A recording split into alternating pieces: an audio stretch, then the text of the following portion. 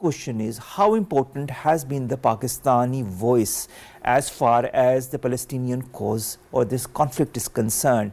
And also, in this case, for UNRWA, will it ring on ears or will it ring on deaf ears? Yeah, unfortunately, we have not been that powerful as we have been in the past, as far as the Ummah is concerned.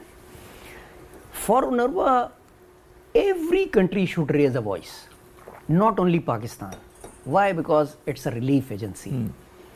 And Israel has adopted this policy of create fear in the hearts and minds of the supporters of the Palestinians. That is what they are doing since October 7, when they started to retaliate on this Hamas action. And unfortunately, we have all cowed down.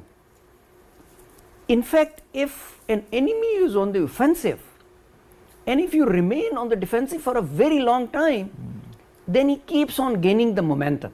And that's what Israel has gotten. Israel has gotten the momentum and has been supported fully by the Biden administration and the other Western powers. And that is why it keeps on expanding the wings.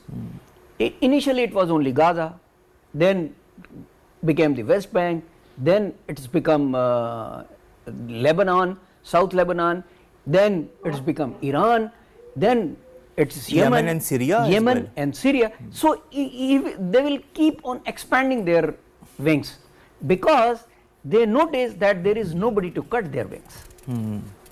Unless Ummah gets together and mobilizes and highlights the genocidal acts that Israel is committing for the last 379 days, as you said, they will not stop. Okay.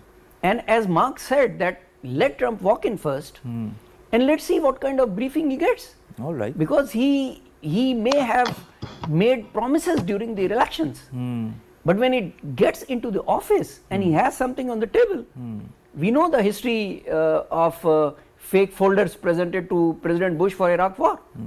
So we don't know what kind of folder will be placed in front of President Trump when he walks in on 20th January. So we have to do it ourselves. Diplomacy never sleeps.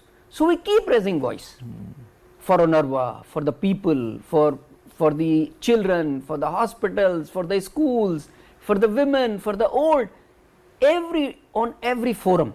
We should not wait that OIC will be formed and we'll have a conference or a group will be formed. We should individually keep on raising our voices as we've been continuously. We have seen what social media has done in US elections.